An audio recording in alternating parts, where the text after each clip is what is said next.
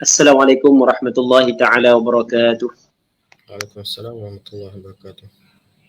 A'udzu billahi minasyaitonir rajim. Bismillahirrahmanirrahim. Alhamdulillahi rabbil alamin wassalatu wassalamu ala asyrafil anbiya'i wal mursalin sayyidina Muhammadin wa ala alihi wa sahbihi ajma'in. Allahumma rabbi shrah li sadri wa yassir li amri wahlul 'uqdatam min lisani yafqahu qawli. Wa la hawla wa la quwwata illa billahil 'aliyyil 'azim. اللهم انفعنا بما علمتنا وعلمنا ما ينفعنا وعلمنا ما جهلنا وذكرنا ما نسينا اللهم يسر ولا تعسر رب تمم بالخير اللهم افتح علينا فتوح العارفين وفقنا توفيق الصالحين اللهم لا سهل إلا ما جعلته سهلا وأنت تجعل الحزن إذا شئت سهلا. Terima kasih kepada Ustaz Mang selaku pengurusi majlis, pihak penganjur Dum Bulu Gading, muslimin muslimat yang dirahmati oleh Allah Subhanahu wa taala. InsyaAllah kita sambung balik pengajian kitab Minhajul Talibin karangan Imam Nawawi rahimahullahu subhanahu wa ta'ala wa nafa'ana Allahu bi'ulumihi fid darain amin. Katanya kitab salatil jamaah, kitab pada membincangkan berkenaan dengan sembahyang berjamaah. Kitab salatil jamaah ay kitab bayani salatil jamaah. Begitu. Jadi kitab salati ay kitab bayani salatil jamaah. Kita pada membincangkan berkenaan dengan sembahyang berjamaah. Muslimin muslimat yang dirahmati oleh Allah Subhanahu wa taala. Yang pertama sekali kita ada sembahyang yang mana sembahyang saat itu ada sembahyang fardu dan ada sembahyang sunat. Sembahyang fardu boleh kita buat secara berjemaah dan boleh kita buat secara bersendirian. Maka pada malam ni kita masuk dalam bab solat berjemaah, iaitu solat yang sekurang-kurangnya ada seorang imam dan seorang makmum. Yang pertama pengarang kita akan bincang berkenaan dengan hukum sembahyang berjemaah.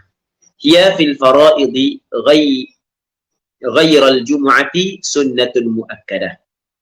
Iaitu sembahyang berjemaah fil faraid pada sembahyang fardu.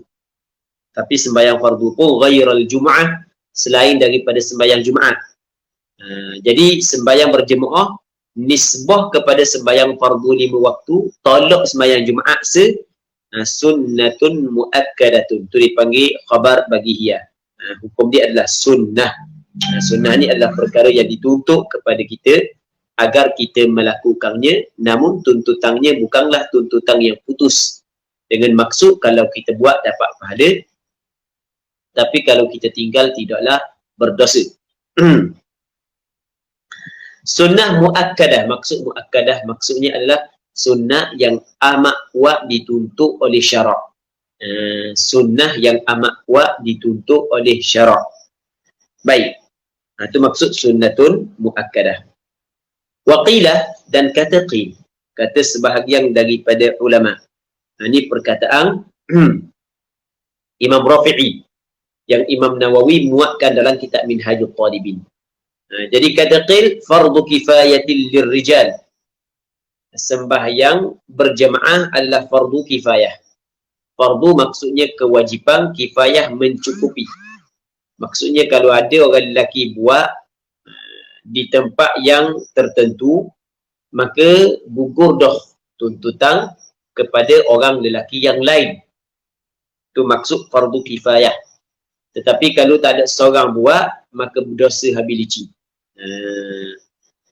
Tapi fardu kifayah bagi lelaki, itu pandangan sebagian ulama. Fatajibu, maka wajiblah ia, atas pandangan ni, maka wajiblah ia kembali kepada salatul jamaah bihaitsu yadhharu syi'aru fil qaryah. Sekira-kira zahir, jelas, nyata syiar sembahyang berjemaah fil qaryah pada sebuah kampung. Kalau kampung kecil, manakala kalau kampung besar sama juga mesti kena zahir syiar berjemaah. Cuma syiar berjemaah untuk kampung kecil kita kata memadai pada satu tempat saja berjemaah.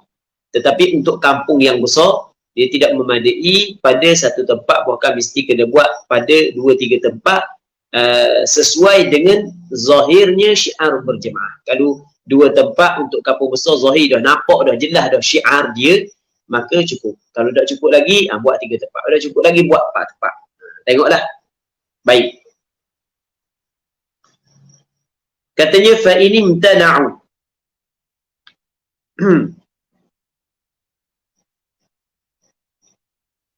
Dan jika imtana'u, enggang mereka itu, tidak mahu buat mereka itu, kulluhum, kesemua mereka itu, ahlu bagi qaryah tidak ingin ataupun enggang untuk sembahyang berjemaah. Sembahyang kalau sembahyang pokok dia, cuma nak sembahyang sorang-sorang je, biarlah. Apakah sembahyang sorang-sorang tu, apakah kita sembahyang di rumah belaka lah, kata dia. Katanya qutilu, diperangi akan mereka itu. Baik. Jadi diperangi bagi orang yang meninggal sembahyang berjemaah ataupun bagi satu kampung yang tidak sembahyang berjemaah, diperangi oleh siapa? Oleh pemerintah. Bukan individu, individu tak boleh. Individu tak boleh, dia kena pemerintah.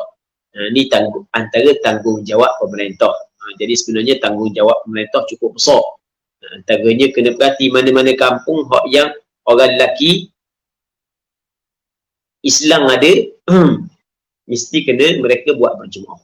Kalau mereka tidak buat berjemaah, apatah lagi kalau mereka tidak sembahyang, maka menjadi tanggungjawab kepada pemerintah untuk mengambil berat terhadap perkara tersebut. Sehingga kan apa yang disebut oleh ulama, kalau mereka itu tidak mendirikan jemaah, maka ketika itu qutilu, diperangi akan mereka itu. Cuma orang yang memerangi mesti pihak pemerintah. Dia tidak boleh orang yang buat secara bersendirian. Baik. Katanya wala yata'akkadu an-nadbu lin-nisa'i ta'akkudahu lir-rijali fil asah. Dan tidaklah kuat sunat bagi perempuan, sunat sembahyang berjemaah bagi perempuan, ta'akkudahu sebagai tu dipanggil maf'ul mutlaq. Sebagaimana kuatnya sunat lir-rijal bagi lelaki. Jadi maksudnya orang lelaki sunat sembahyang berjemaah,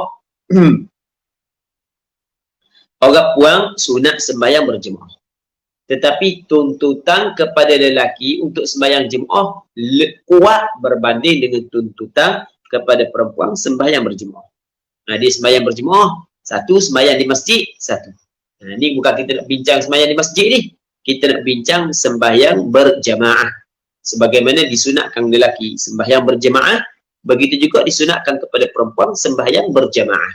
Cuma tuntutan sunat kepada perempuan tidaklah sekuat tuntutan sunat kepada para lelaki. Katanya qultu, berkata oleh aku Imam Nawawi, al-asahhul mansusu annaha fardu kifayah. Pandangan hak yang al-asah, yang dinaskan oleh ashab Asy-Syafi'i, bahawasanya sembahyang berjamaah adalah fardu kifayah, bukan sunnah. Jadi dalam mazhab Imam Syafi'i, ada dua pandangan. Ada pandangan yang mengatakan sembahyang berjamaah hukum dia sunnah. Manakala pandangan yang kedua mengatakan bahawasanya sembahyang berjamaah hukum dia adalah fardu kifayah. Maksud fardu kifayah, andai kata tidak ada pada sebuah kampung orang mengerjakan sembahyang berjemaah, maka berdosa habis dicing orang kampung tersebut.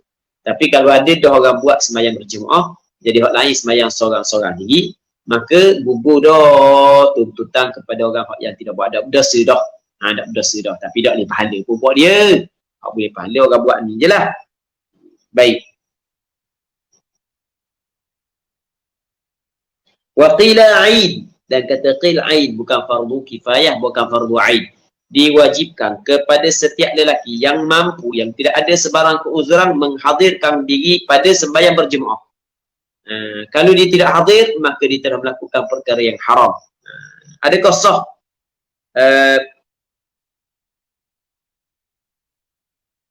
sah sembahyang seorang diri dia atas pandangan ni? Ini berlaku khilaf lah. Ada pandangan yang mengatakan betul fardu ain, Kalau tidak buat dosa, tapi masih lagi sembahyang yang dibuat seorang diri itu sah. Baik, wallahu a'lam. Katanya wa fil masjid li ghairil mar'ati afdal, dan pada masjid bagi selain daripada perempuan. Maksud selain daripada perempuan di sini adalah lelaki. Dan dalam masjid bagi selain daripada perempuan, maksudnya bagi lelaki, orang puan ada masuk, afdal, maksudnya mengerjakan sembahyang berjemaah pada masjid. Mengerjakan sembahyang jemaah dalam masjid itu lebih afdal untuk selain daripada perempuan, maksudnya untuk orang lelaki. Orang lelaki afdal sembahyang berjemaah di masjid. Tetapi sembahyang jemaah tidak disyaratkan dilakukan di masjid. Dia buat di mana pun tak ada masalah. Cuma lebih afdal sembahyang di masjid. Kerana benda lebih afdal sembahyang berjemaah di masjid bagi lelaki? Kerana Nabi SAW menyebut dalam hadis yang diriwayatkan oleh Imam Bukhari dan Muslim, kata Rasulullah, ayyuhan nas, sallu ayyuhan nas fi buyutikum, wahai manusia, hendaklah kamu sembahyang pada rumah-rumah kamu, fa inna afdalas salati salatul mar'i fi baitihi illa al-maktubah. Sesungguhnya seafdal-afdal sembahyang adalah sembahyang seseorang pada rumahnya, melainkan sembahyang fardu. Rasulullah sembahyang di rumah, sebab sembahyang di rumah ni afdal, mereka sembahyang fardu. Sembahyang fardu afdal sembahyang di masjid. Sebab itulah ulama kata sembahyang berjemaah di masjid lebih afdal sembahyang berjemaah pada tempat yang lain. Baik. Wa ma kathura jam'uhu afdal. Barang yakni bilangan jamaah yang kathura jam'uhu, lebih banyak, ataupun barang yang kathura, yang banyaklah oleh jam'uhu, oleh ahli jemaah dia. Jadi sembahyang berjemaah yang lebih ramai ahli jemaah dia itu afdal, lebih afdal daripada barang yakni daripada sembahyang jemaah yang kurang ahli jemaah dia. Okey, kita ada sembahyang berjemaah ramai ahli jemaah dia, dan ada sembahyang jemaah yang kurang ahli jemaah dia. Okey, mana yang lebih afdal? Okey, katakanlah di tempat kita ada dua masjid. Okey, masjid sebelah ulu sebelah hilir jadi masjid belaka. Jadi kita gini, yang pertama kita ada surau, kita ada masjid. Mana lebih afdal kita sembahyang jemaah di surau dengan sembahyang berjemaah di masjid? Okey, pastinya sembahyang berjemaah di masjid lebih afdal, sebab kata Nabi SAW, ayyuhan nas sallu fi buyutikum fa inna afdalas salati salatul mar'i fi baitihi illa al-maktubah. Okey, satu. Okey, ni antara bukan masjid dengan masjid. Yang keduanya masjid sama masjid. Okey, ni masjid sebelah hulu, ni masjid sebelah hilir. Mana lebih afdal kita sembahyang jemaah di masjid sebelah hulu ataupun sebelah hilir? Maka kata ulama kena tengok mana hak yang lebih ramai ahli jemaah dia. Kena tengok mana hak yang lebih ramai. Hak yang lebih ramai, tu lebih afdal berbanding dengan hak yang tak ramai mana. Kerana di sana ada hadis yang diriwayat oleh Imam Abu Daud, Imam An-Nasa'i dan Imam Ibn Hibban, kata Nabi SAW, salatul rajuli ma'ar rajuli azka min salatihi wahdah. Sembahyang seorang lelaki bersama dengan seorang lelaki yang lain, itu lebih bersih daripada sembahyangnya secara bersendirian. Tengok, lebih bersih daripada disembahyang seorang diri. Baik, orang tu disembahyang seorang lelaki, tu imam seorang, dia seorang, jadi dua orang lah. Itu lebih baik daripada, lebih bersih daripada disembahyang seorang diri. Wa salatuhu ma'ar rajulain azka min salatihi ma'ar rajul. Yang sembahyangnya bersama dengan dua orang lelaki, itu lebih bersih. Dia tu imam seorang, patut ada dua orang lelaki, ataupun dia makmum patut ada dua orang lelaki yang lain, itu lebih bersih daripada sembahyangnya bersama dengan seorang lelaki. Wa ma kan akthar fa huwa ahabbu ila Allah Ta'ala. Maka bilangan yang lebih ramai, itu lebih dikasihi oleh Allah Ta'ala. Lebih ramai, lebih disukai dan dikasihi oleh Allah Subhanahu wa Ta'ala. Jadi kalau ketika kita ada dua masjid, masjid yang ahli jemaah ramai, masjid yang ahli jemaah kurang, maka adalah kita pilih mana masjid ahli jemaah ramai. Lepas tu kita niat agar kita dapat mahabbatillah, kasih daripada Allah Subhanahu wa Ta'ala. Muslimin muslimat yang dirahmati oleh Allah Subhanahu wa Ta'ala. Jadi katanya wa ma kathura jam'uhu afdal illa li bid'ati imami. Melainkan kerana bid'ah imamnya. Baru dia afdal. Apabila bid'ah imamnya dia afdal. Imam dia bermazhab dengan mazhab Mu'tazilah. Bid'ah. Ataupun mazhab Qadariyah. Ataupun bermazhab dengan mazhab Syiah yang belum lagi terkeluar daripada agama Islam sebagai contoh. Maka lebih baik ahli jemaah yang sedikit imam dia adil daripada ahli jemaah yang imam dia ahli jemaah yang imam dia adalah ahli bid'ah. Okey, itu yang pertama. Atau melainkan ta'aqqala masjidun qaribun li ghaibati, ataupun tidak berfungsi oleh masjid yang dekat kerana ghaibnya. Jadi kalau dia ghaib, dia tak ada, jadi tidak berfungsi masjid yang dekat. Masjid yang dekat dengan dia, maka ketika itu afdal dia sembahyang masjid yang dekat walaupun bilangan kurang. Itu maksud. Kami bab tu muslimin muslimat yang dirahmati oleh Allah Subhanahu wa taala. Apa yang disebut oleh dia lagi? Wa idraku takbiratul ihrami fadilatun. Mendapat takbiratul ihram yakni bersama dengan imam. Mendapat takbiratul ihram yakni bersama dengan imam, fadilatun, ada fadilah, ada kelebihan. Mendapatkan takbiratul ihram bersama dengan imam waktu ada kelebihan. Sehingga kalau di sana ada hadis yang diriwayat oleh Imam Tirmizi dalam kitab sunangnya daripada Sayyidina Anas bin Malik radhiyallahu taala anhu, kata Nabi sallallahu alaihi wasallam, man shalla lillahi 40 yawman fi jama'atin yudrikut takbiratal ula kutibat lahu bara'atun minan nar wa bara'atun minan nifaq. Kata Rasulullah, sesiapa yang sembahyang kerana Allah, untuk Allah selama 40 hari di dalam berjamaah, dia sempat takbiratul ihram, takbir yang pertama dia sempat, maka ditulis baginya 2 kelepasan.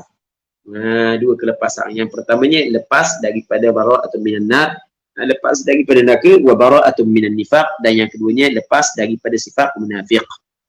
Ni untung bagi orang yang bukan setakat menjaga sembahyang jemaah, bukan dia nak sempat takbiratul ihram bersama dengan imam, sebab ada kelebihan yang besar. Dah kira sedang dapat fadilat takbiratul ihram, bagaimana? Katanya wa innama tahsul, sesungguhnya hasilah ia fadilat takbiratul ihram, dapat fadilat takbiratul ihram saat itu, dapat fadilat sempat takbiratul ihram bersama dengan imam. Hasil bil ishtighali bit taharrum, dengan sibuk dengan takbiratul ihram aqibat taharrumi imami, selepas mengangkat takbiratul ihram oleh imamnya. Mengangkat takbiratul ihram oleh imamnya, selepas mengangkat takbiratul ihram imam Allahu akbar, maka kita bersiap dah untuk mengangkat takbir, maka hasilah dapat ataupun kelebihan dapat takbiratul ihram bersama dengan, ataupun hasilah kelebihan dapat takbiratul ihram bersama dengan imam. Hasil dapat bil ishtighali bit taharrum, dengan sibuk dengan takbiratul ihram aqibat taharrum imami, selepas takbiratul ihram imam. Allahu akbar, maka makmum selalu Allahu akbar. Waqilah, dan kata qil bi idraki ba'dil qiyam, dengan sempat sebahagian daripada qiyam. Kalau sempat sebahagian daripada qiyam, gedang dah takbiratul ihram bersama dengan imam. Waqilah bi awali ruku', kata qil dengan permulaan rakaat. Kalau dang permulaan rakaat bersama dengan imam, akhir dang takbiratul ihram. Dia kata lagu tu kelebihan takbiratul ihram. Tapi semua tu bukan pandangan yang kuat, pandangan yang kuat yang pertama. Katanya was-sahihu idrakul jama'ati ma lam yusallim. Kaul yang sahih adalah sempat berjemaah selama mana dia tidak memberi salam. Selama mana imam tidak memberi salam, dia sempat berjemaah. Imam baru dia Allahu akbar, tak imam dah sampai assalamualaikum, dah keluar lagi sembahyang, dia niat jadi makmum, maka dia sempat berjemaah tersebut. Itu as-sahihu idrakul jama'ati ma lam yusallim. sempat berjemaah selama mana tu imam tidak memberi salam. Setengahnya wal yukhaffifil imamu ma'a fi'lil ab'adhi wal hay'at, dan hendaklah meringankan. Wal yukhaffif, hendaklah meringankan. Maksud meringankan di sini hendaklah meringankan, maksudnya tidak boleh semayang lama oleh imam. Kalau orang jadi imam jangan semayang lama. Ma'a fi'lil ab'adhi wal hay'at, tapi serta kena buatlah sunat-sunat ab'ad, sunat-sunat ya, tu kena buatlah. Tu kena buatlah. Ada yang tinggal pula. Illa ayyarda bitaqwilihi mahsurun. Mereka sekiranya reda dengan memanjangkannya, memanjangnya, reda oleh mahsurun, oleh orang-orang yang terbatas. Jadi di sana ada orang yang terbatas, tak ada orang lain dah mari. Orang ni dia mari, tetamu lain tak ada dah mari semayang bersama dengan dia. Baik. Ketika tu boleh tu imam panjang. Baik. Illa ayyarda bitatwilihi mahsurun. Katanya wa yukrahu at-tatwil liyalhaqa akharun. Benda makruh memanjangkan semayang untuk yalhaqa, mengikut oleh akharun, oleh orang lain. Jadi makruh lah. Dia memanjang supaya orang lain ikut dia. Pun dia makruh. Tapi walau ahassa fi rukuk, sekiranya rasalah ia pada ketika rukuk, rasa pada ketika rukuk dia rasa.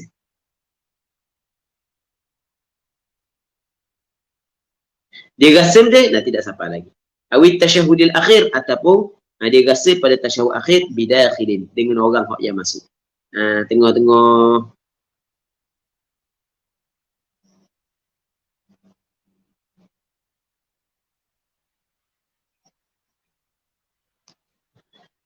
dia semayang, dia jadi imam, dia rasa ada orang masuk masa ketika dia rukuk ataupun tasyahud akhir. Adakah boleh dia tunggu sekejap? Itu maksud walau ahassa fi ruku'i aw at-tasyahud al-akhir bidakhil lam yukrah intidharuhu fil adhhar. Tidak makruh menantinya pada kaul al-adhhar. Tak perlu nantilah. Tidak makruh nanti. Bukan tak perlu nanti, tidak makruh nanti. Kalau jadi dinanti dalam rukuk ataupun dinanti dalam tasyahud akhir, maka tidak makruh fil adhhar. Tapi illam yubaligh fihi, jangan jika tidak mubalaghah padanya, dia tidak berlebih-lebihan. Walam yafruq bainad dakhilin, kalau lama sampai tunggu sampai ke 2 minit 3 minit tak boleh. Dan walam yafruq, dan dia tidak membezakan di antara orang-orang yang masuk. Dia kena membezakan siapa yang masuk. Itu makna bainad dakhilin. Jadi kalau dia rasa ketika dia dalam rukuk ataupun dalam tasyahud akhir ada orang masuk, maka tidak makruh dia nanti. Yang makruh tadi itu kalau tak ada sebab tersebut. Baik, tak makruh dia nanti. Tapi dengan syarat illam yubaligh fihi. Jangan berlebih-lebihan jika tidak berlebihan padanya. Tidak berlebih-lebihan padanya pada tatwil saat itu. Dah lama sangat. Lepas tu walam yafruq bainad dakhilin, dan tidak illam yubaligh fihi walam yafruq bainad dakhilin. Dia tidak membeza di antara orang masuk. Kalau orang si A masuk duduk tu rokok lama, si B masuk duduk rokok lama, gagal dia rokok lama, itu tak boleh. Baik. Qultu, berkata oleh aku Imam Nawawi, al-madhabu istihbabu intidharihi wallahu a'lam. Pandangan yang lebih kuat adalah istihbabu intidharihi, sunat menantinya. Wallahu a'lam. Sunat nanti juga. Baik.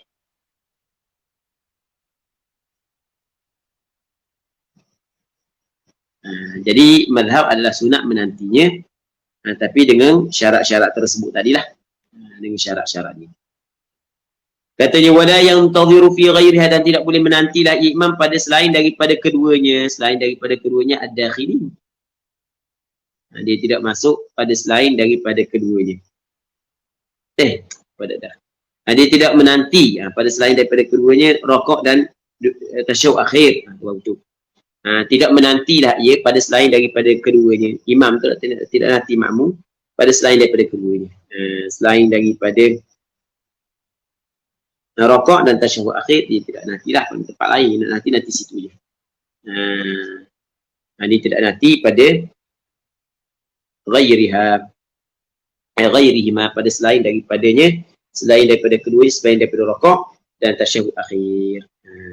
Dia tidak nanti pada selain daripada kedua ni. Hak yang dinanti adalah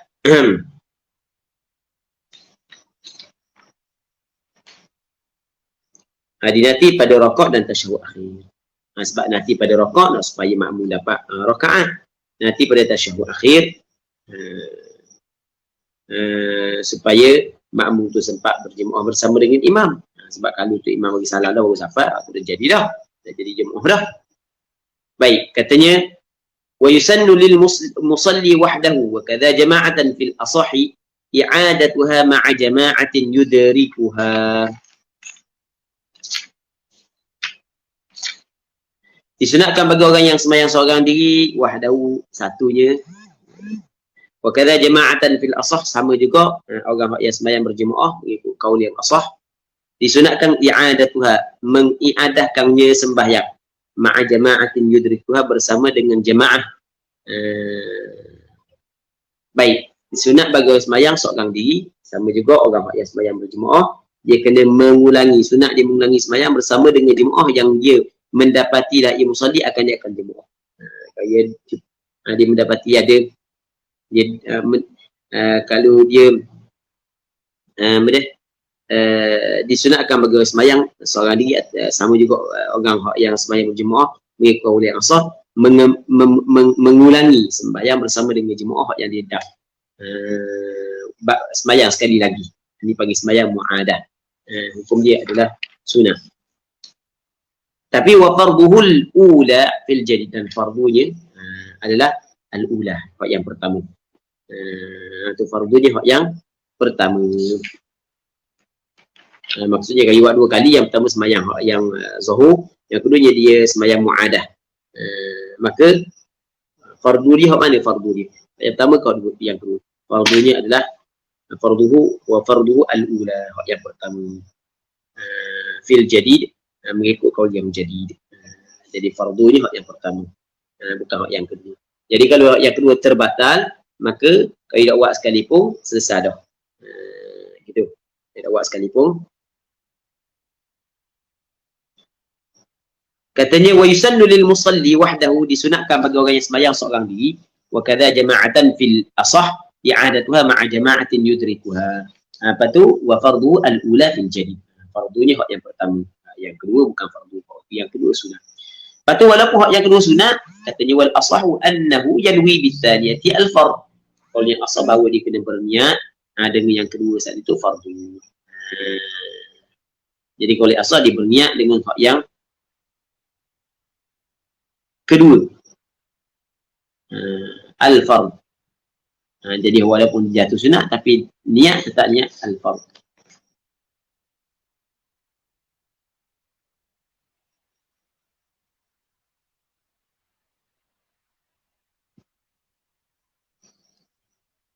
Katanya wala rukhsata fi tarkiha wa in qulna sunnatun illa bi'udhrin. Dan tidak ada rukhsah, tidak ada kelonggaran pada meninggalnya berjemaah. Wa in qulna sunnatun, walaupun kita kata sunat, tidak ada kelonggaran pada meninggalnya walaupun kita kata sunat, illa bi'udhrin, melainkan dengan uzur amin yang umum, yang meratai. Kalau ada uzuran, itu masalah lain lah. Kalau ada keuzuran, siapa nak pergi semayang berjemaah, tak ada masalah. Contoh illa bi'udhrin 'am, mereka dengan keuzuran yang meratai.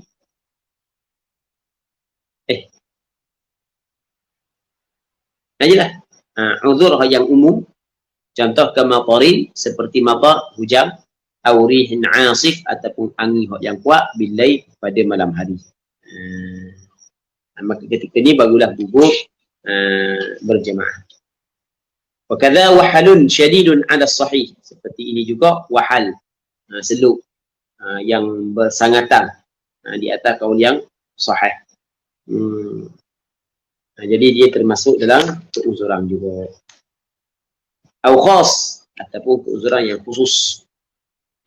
Keuzuran yang khusus, contoh kamarab, seperti sakit. Kalau tadi meratai, kena belaka. Kalau ni dia seorang je sakit.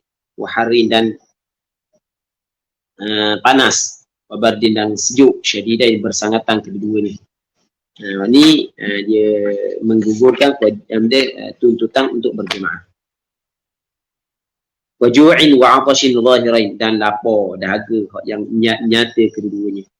Wa mudafa'ati hadath, dan menahan hadath, maka gugur berjemaah.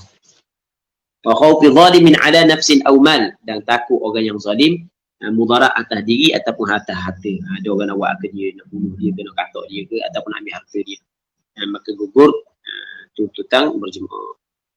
Wa mulazamati gharimin mu'sir, dan mulazamah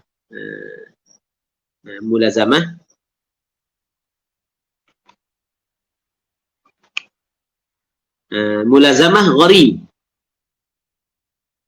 tuan hutang.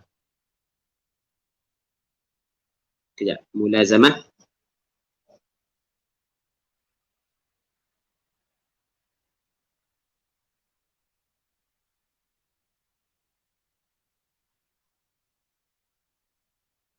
baik.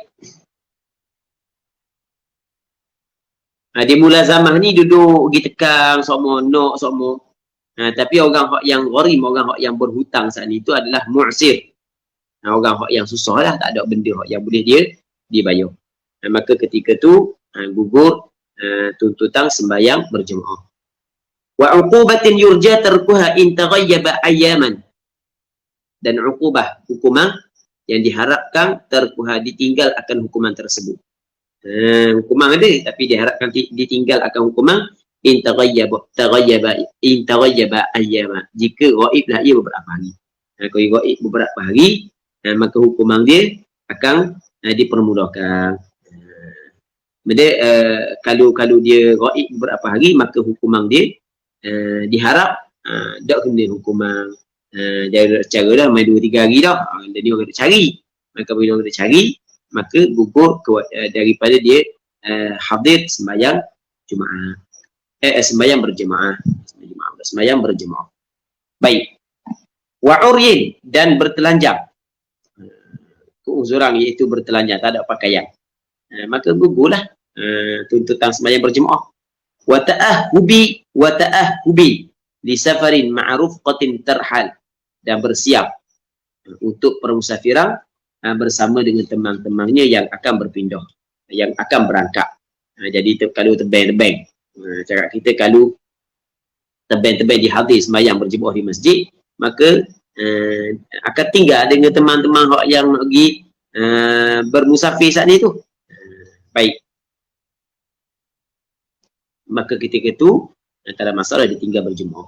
Wa akli rihin karih, dan makan benda yang mempunyai bau yang busuk, hukum dia juga makruh.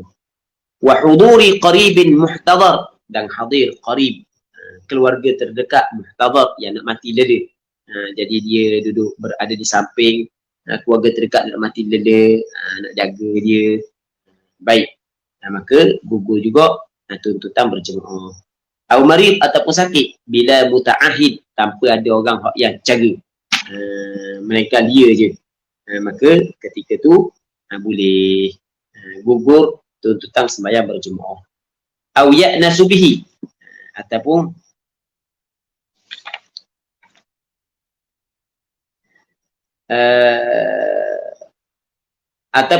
ya'nasu bihi.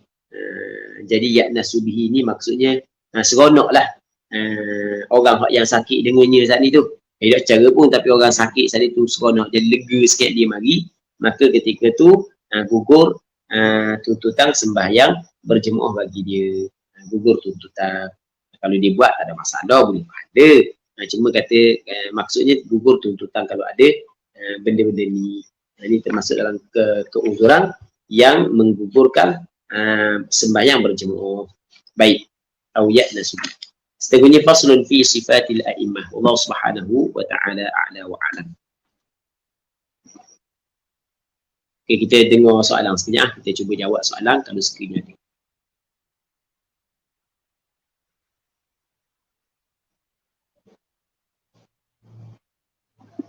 Apa hamba selajak muka surat ke?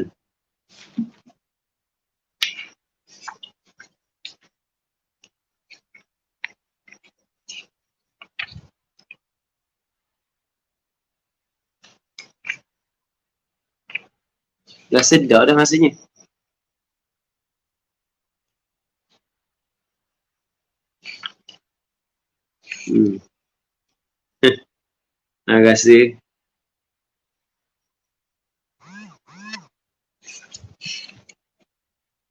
Rasa macam dah dah. Nanti tengok semula. Allah Rabbi. Salam Ustaz. Ada khabar gerak 3 kali pergerakan besar.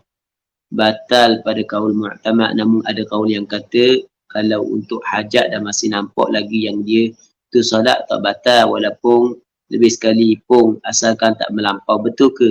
Dan boleh ke amal hak ni Ustaz? Contoh akak tangan nak buat turun topeng sambil lengguk kepala tah ke atas, batu buat turun mula tangan. Jadi waswah seumur nak gerak kena hajat Ustaz. Terima kasih. Ya, dalam masalah gerak ni sebenarnya kalau kita tengok kepada pandangan hak yang lebih luas, sebenarnya ada pandangan-pandangan ulama yang mengatakan tidak batal. Kalau hanya sekadar hak yang diajukan oleh penanya ni, sekadar tu tidak batal. Cuma dalam mengikut pandangan mazhab mu'tamad mazhab Imam Syafi'i, pergerakan 3 kali berturut-turut ia membatalkan sembahyang. Jadi sebaik-baiknya kita elokkan agar kita dapat keluar daripada khilaf ulama. Tapi kalau kita nak ambil pandangan hak yang selagi pun tidak menjadi masalah, tapi kita kena tahulah, kita kena tahu. Wallahu a'lam.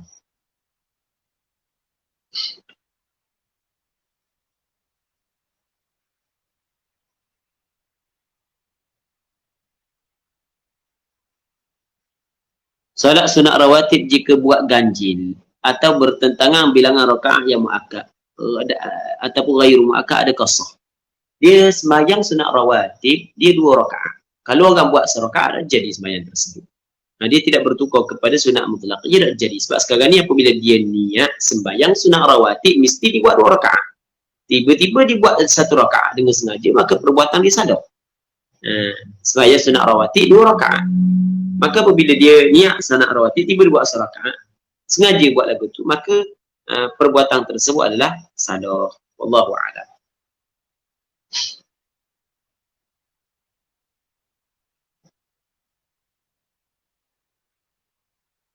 Adakah kira sah solat sunat rawatib? Sama seperti solat isyak tahiyat pertama, bukan pada rakaat sebelum akhir. Baik. Allah Rabbi dah ingat. Nanti hamba kena jawab semula, dah ingat. Malah ni ngatuk sikit dah ingat. Allah minta maaf banyak. Dah teringat. Allah Subhanahu wa ta'ala a'la wa alam.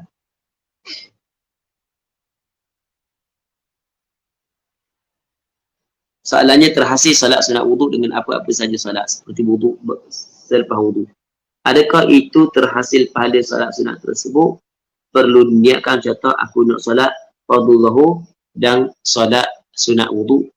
Juga nanti yang bertangguh semula soalan ni yang menjawab malam esok insya-Allah. 2 soalan yang ni dan soalan yang sebelum menjawab malam esok insya-Allah.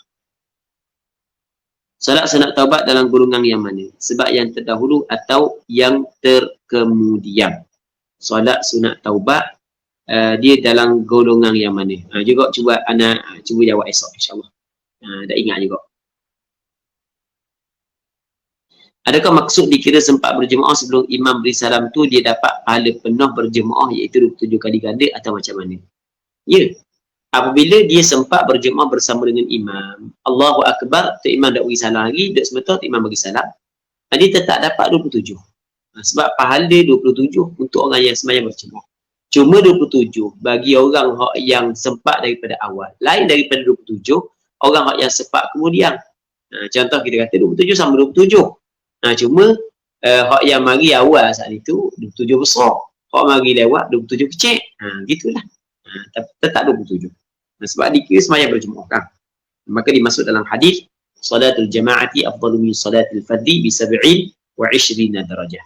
Sembahyang berjemaah lebih afdal daripada sembahyang seorang diri dengan 27 darjat. Ada riwayat 25 darjat. Wallahu a'lam.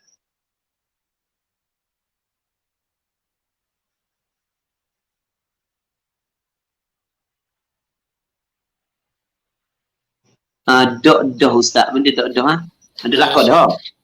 Berkaitan dengan soalan tadi Ustaz. Betul dah. Betul dah. Muka surat tadi. Kebetulan letih sikit. Ya Nazmi, kebetulan letih sikit. Letih sikit kebetulan. Allah Rabbi.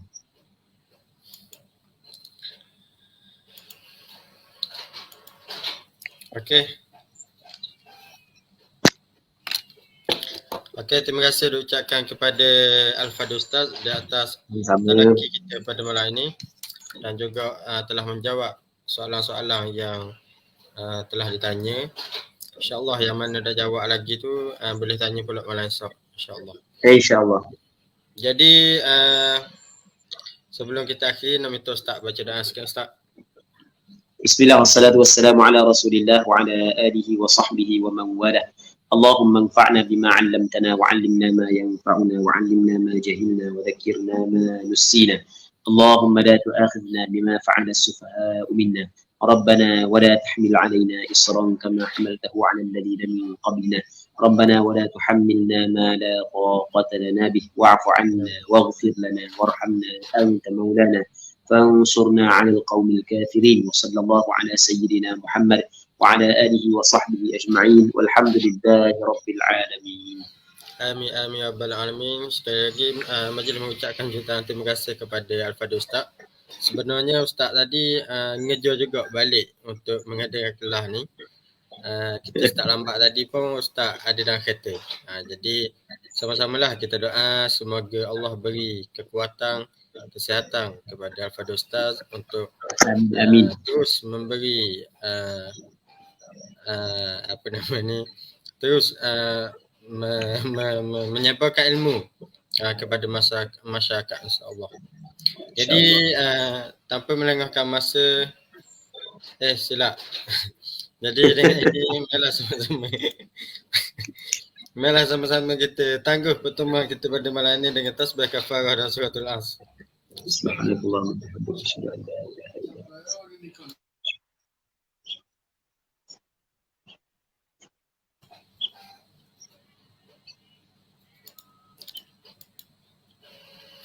Assalamualaikum warahmatullahi wabarakatuh.